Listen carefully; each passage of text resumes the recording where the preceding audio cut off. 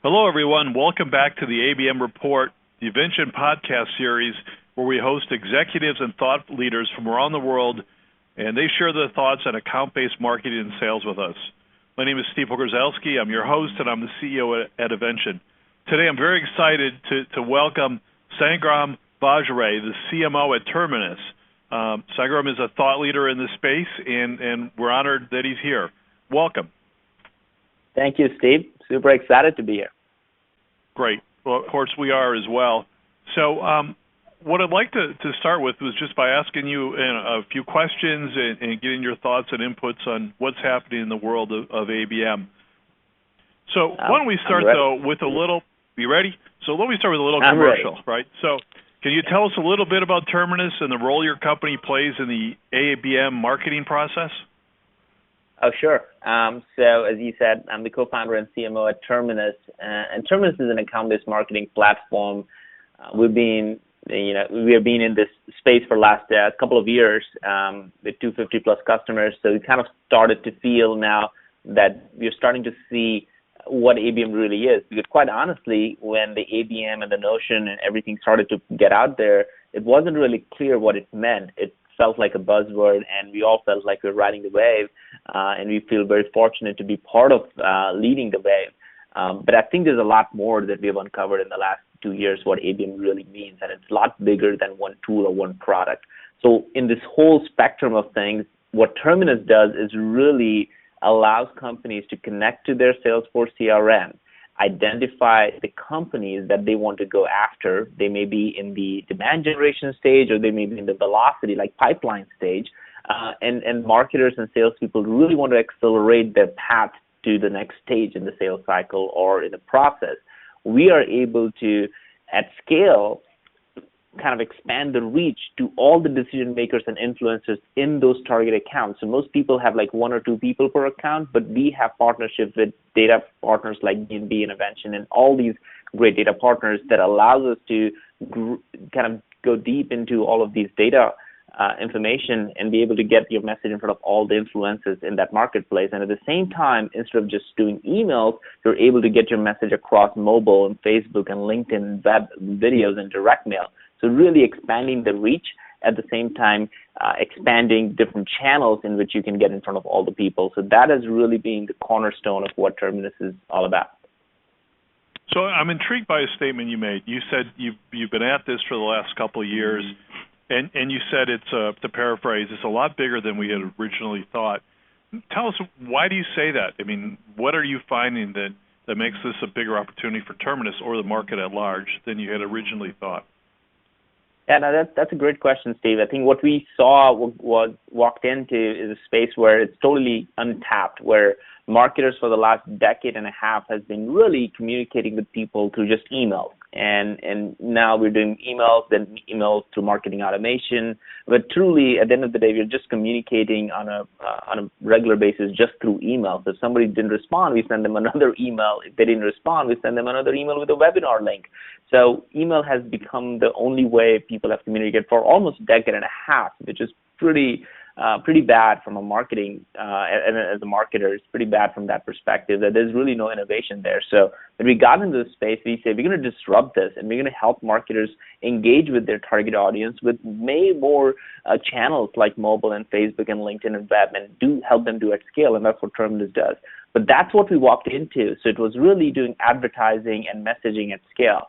But then in the last 2 years, what we realized is that, wait a minute, even the organizational structure of the Salesforce and the marketing automation platforms is not set up in a way where marketers can actually do this at scale.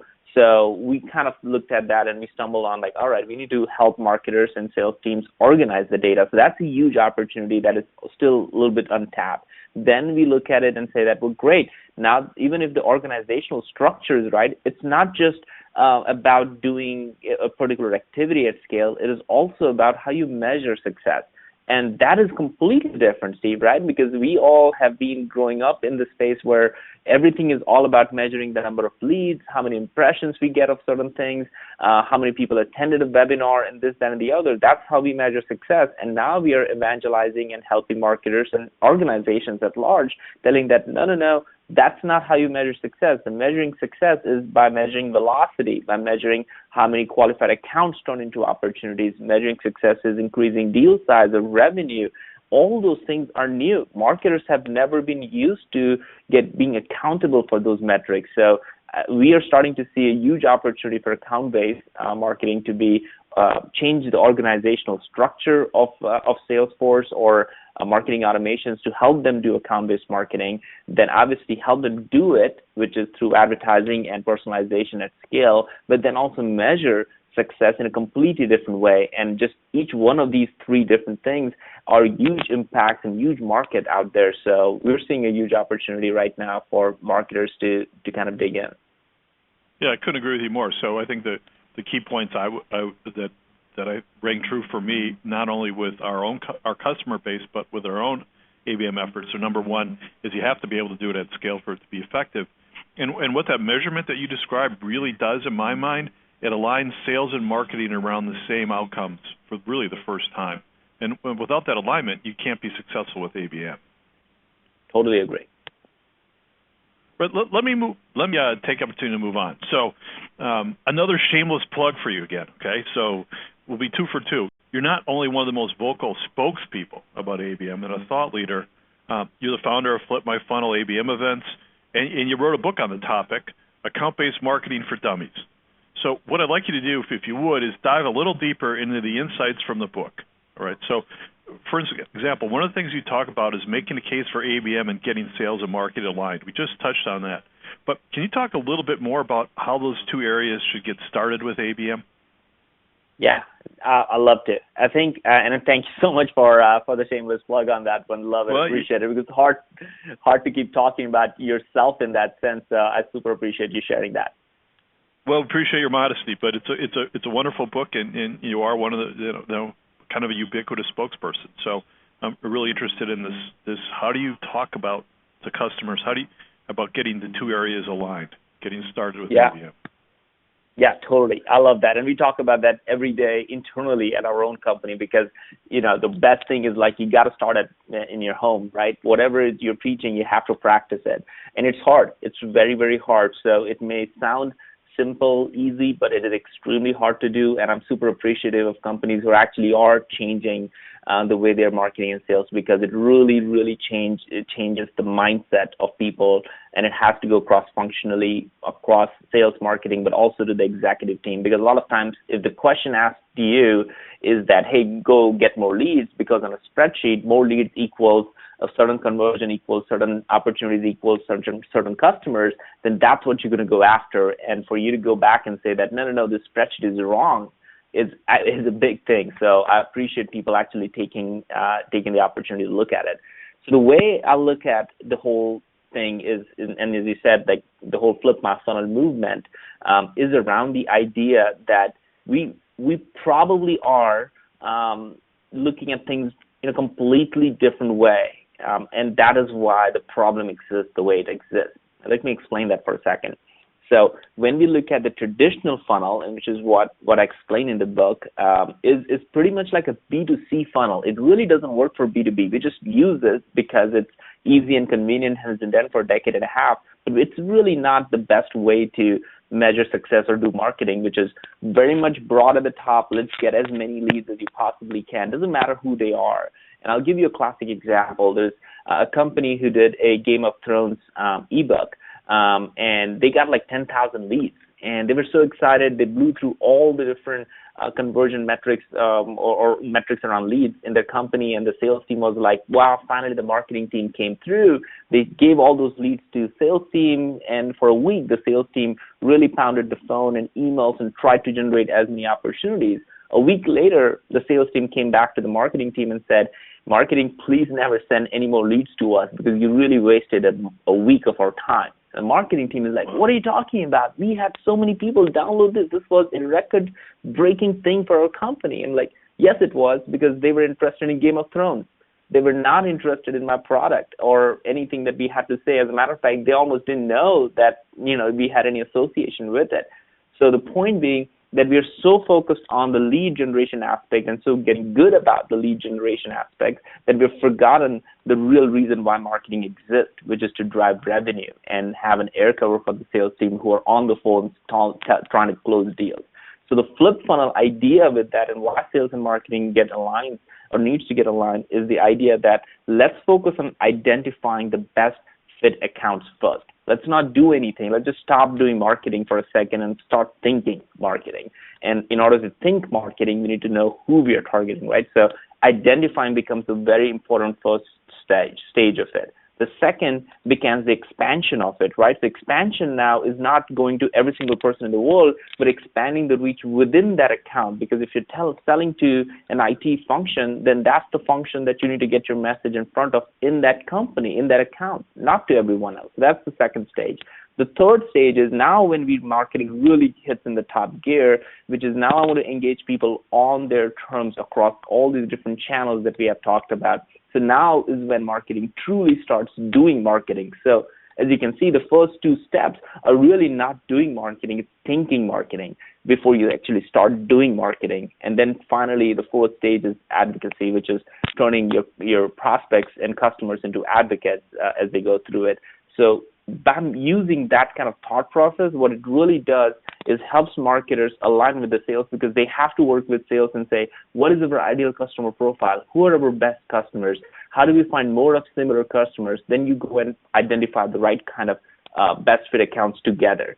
And then you start expanding together and then start engaging them together. So that inevitably, the process really forces you to work together and align sales and marketing together. So that philosophy is really important to kind of absorb. But as I said in the beginning, it's extremely hard. And the people who do it will cross the chasm, and the people who don't will fall through. And that's where we are today. Great. So one of the constant questions that we get at Avention from our customers or prospects, and it's something you cover in your book, is measuring the success of your ABM campaigns. And you talked about it a little bit earlier, but you've got 250 customers, and what are they seeing from, how do they measure success, and what kind of outcomes are we seeing with your customers who are adopting ABM? Now that's great. I'm happy to dive in. I've actually named customers because I know they have been okay with us sharing that.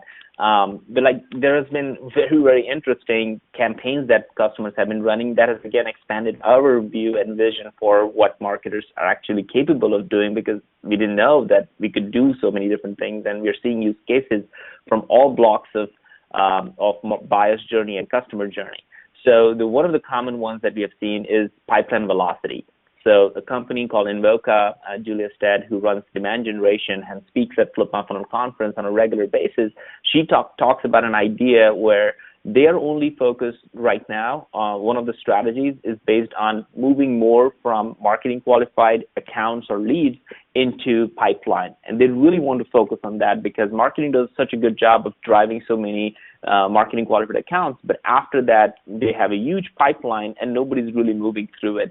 So what they are doing is running campaigns, and Terminus is one part of it. And one thing I want to clarify with everyone is that if anyone out there today is trying to do account-based marketing and is only doing, let's say, just Terminus as advertising, I would say they're not doing account-based marketing. We're not the end-all, be-all solution at all. We are a very important piece of the puzzle, we believe.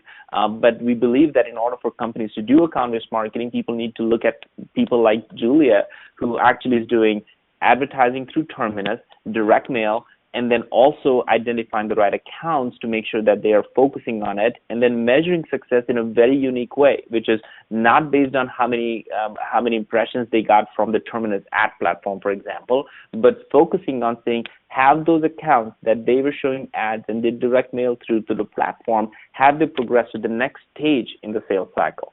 So which means, did they move from accounts to opportunities? And if they did move opportunities, is that at a higher rate? Is that at a higher velocity? And they're able to see 50 to 200% increase in that movement, which if you think about it, you're actually spending less money on it, right? Because it is only on a very small subset of accounts that you're running your campaigns on, as opposed to everybody out there. So in a way, it makes you very efficient. So they're able to show higher ROI on it as a result of it, which is a win-win situation for the company and as well as you as a marketer. but then also it really makes you focus on the things that actually matter. So we're seeing that as an example that we see a lot, which is pipeline velocity. And I'll give you another example, which probably will resonate with a broader audience, which is a company called WP Engine based out of Austin. They do a demand generation campaign, and their demand generation campaign results are not lead generation. Their demand generation campaign results are more appointments and demos set for their sales team. So here's how they do it. They essentially sit down, the sales and marketing leaders, at the beginning of each month or quarter, they identify a list of accounts they want to get into, right? And what they do is they pull up this list of accounts, let's say 100, 200 accounts, and they're going to run ads and direct mail and campaigns on these accounts. The sales team is not at all engaged at this point. The marketing team is running this air cover, trying to get their brand in front of all these 100, 200 accounts across more channels so that their brand is out there, right? The halo effect is being created. And then after a couple of weeks, they will have the sales team start calling these accounts based on which accounts are actually showing more engagement through their ad channels or through the direct mail or through any other channels that marketing has been trying to get their message in. And as soon as they see engagement or a certain amount of accounts, they are sending those accounts to the sales team to start calling. And what they're now seeing is a higher, I think 30 to 40% increase in demo and open rate on the sales emails that they're sending. So they're able to really start seeing a better connect ratio and demo ratio for those accounts that marketing has been able to warm up. So they call it the warming up accounts of demand strategy. So these are very unique and new ways to look at marketing effectiveness. Good, wonderful. Appreciate the answer. So in your book, I'm intrigued by this notion of engaging accounts on their own terms. So what do you mean by that? Yeah, that's a great question, because I think as we were talking about earlier, most marketers are still engaging people on email. And it may sound very direct and very much almost borderline insulting, and I felt it myself when I used to do it, is like that's all we're doing, and is that all marketing is all about, is sending emails at scale. And if you boil everything down to what marketing does day in and day out, it actually ends up being that, running events and sending emails. And when we think about engaging people on their terms, the basic idea there is that, look, I have a 6-year-old kid, and when I'm sometimes taking him to a baseball game, I'm actually watching videos or something like that, sitting up there, or when I'm putting him to sleep, I'm watching videos, or I'm going through my Facebook feed or Twitter feed and things like that. So the time I engage with content and the channels that I engage with on are very different than just email. So for people to send me emails or call me between 9 to 5 business hours and expect me to convert is pretty horrific and pretty kind of lazy, I guess, in more ways to say it, because that's really not, I'm actually working at that time. I'm actually engaging on all these different channels that have really spurred up in the last 10 years or so, and marketers haven't really fully taken advantage of it. And of course, we do social media and put posts out there, but it's not targeted. It's not going after that account and individuals in those accounts. So what I really mean engaging people on their terms is that let's market in the year people live in. They live in the year of 2015, 2016. This is the year when people are actually engaging on so many more channels. And if email is the only thing that you do when you're engaging an account or a prospect, then you're completely missing the point of what it takes to engage people in 2016. I couldn't agree more. So you've already identified that that's a mistake. So along those lines, what are some other mistakes companies are making when they try to identify target accounts? So switching gears from, that was kind of the delivery mechanism of ABM. Let's talk about the upfront, kind of the art of the start. So what mistakes companies, what are they making? What are they doing wrong when they try to identify target accounts? That's a great question, Steve. I think the biggest mistake we're seeing some of our customers and people make in general is not having the right data. I think that is one of the biggest mistakes. So like pipeline velocity, as I was explaining, that probably makes perfect sense because that company is in your CRM, raised hand, they're qualified, so it makes sense for you to run and do all these activities. But when you're doing demand generation activities, like the example that I was sharing in WP Engine, if you started with 200 wrong accounts to go after that does not fit your ICP, your ideal customer profile, then no matter how smart your marketing or sales team is, they're just not going to win. So one of the biggest challenges that we have seen a lot of companies go through is the idea of focusing and taking the time of not marketing, but thinking marketing, which is identifying the right accounts. And that is a lot of art and science kind of combined into one, right? And more science than art, because it's all what you have. You have to go back and look at your data. You have to look at your best customers. You have to look at segmentation. You have to look at size of the companies. Sometimes you have to also look at industry and geography and stuff like that. And we see it so common that people are so fast to jump in and start doing marketing that they forget to take the time. I love the quote that Abraham Lincoln had, which was, if somebody gave me a task of like cutting down a tree and I've had 6 hours, I'm going to take the first 4 hours to kind of sharpen my axe before I start chopping the tree, right? And that's what marketers need to get back to, is that let's spend the upfront time in identifying the right accounts, because that is absolutely the most critical, the important. It's better than anything. If you did the same exact thing, which is emails and calls, but if you're doing it on the right accounts, your success rate could be much higher than doing all the amazing marketing that you could possibly do with the wrong account. So I think that is by far the most common mistake I see out there. Yeah, I agree. You know what, we see something that happens even before identifying accounts, and that is the fact that there's no central source of truth. I mean, you're talking about customers. I don't want to mention this one's name, but and I recently saw a customer where customer service, the CIO, sales ops, and marketing were in the room, and they're all operating off a different customer list. So I think, before you even identify the right target accounts, which is critical, and you've outlined articulately, is you got to make sure you've got good data. Yeah, no doubt. Oh, you go around and you do a lot of flip my funnel events, and you've written the book. You're almost seemingly ubiquitous around ABM, which is phenomenal. So I'm sure you get a lot of questions. What's the number one question you get about starting an ABM program? I think if I have to boil it down to one question, it's like, how do I get it as a marketer? Most marketers kind of get it. Like, they're like, we have been waiting for this revolution. This makes sense. But their number one concern or issue is that they can't help their executive team who actually don't get it. Because the executive team, the CEO, the board, is still looking and running off spreadsheets, right? They have this model that says marketing generates so many leads that drive me so many opportunities that closes so many deals. Marketing, go do this, right? And not all leads are equal. Some marketers are actually starting to get it really, really well. They're starting to see that they have been behind the 8 ball. The sales team have always been focused on accounts, and marketing has finally have the tools and technologies and ideas and thoughts to finally put in practice. But if the CEO and the executive team is not buying into it, then there's not much they can do. So one of the biggest things that marketers have been asking for is that give us a framework, give us a way for us to communicate the value and things that we can actually go and share to the CEO, the executive team, and the board.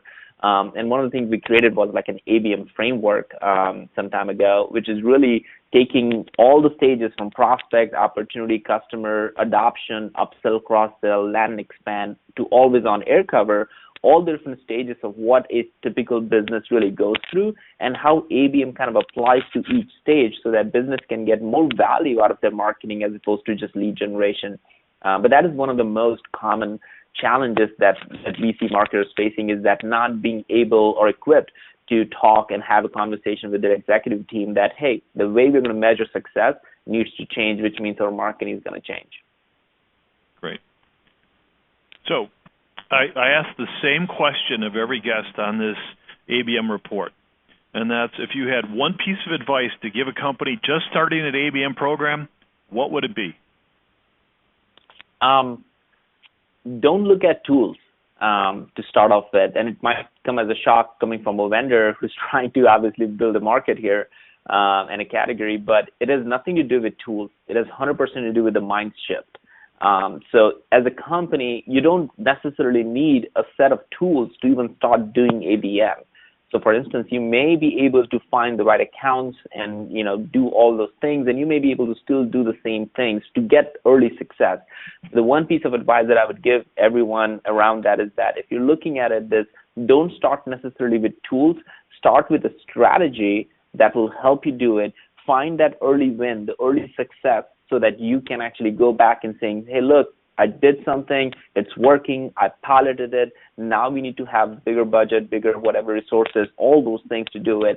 I think a mistake that a lot of times people do is they just jump in and want to change everything at the same time, and that just doesn't work. So pilot it and test it, and it may not be as complicated in order for you to do a pilot ABM as you might think. So there are lots of examples like pipeline velocity or demand gen campaigns that you could do, but test it and pilot it and start with strategy as opposed to a tool in order to win the early and see the early success in a company. Sage words of wisdom and advice. I appreciate it. So, ladies and gentlemen, that's a wrap on another episode of the ABM Report. Sangram, always a pleasure to speak with you. I really appreciate your ABM expertise and your enthusiasm for it. It's refreshing. Thanks for spending time with us. Absolutely. I love it, man. Appreciate the opportunity. Good. We'll do it again. So stay tuned next time as we cover more aspects of ABM with the experts. Get ABM tips between podcasts by following us on Twitter. We're at Avention Inc. Have a great week, everyone.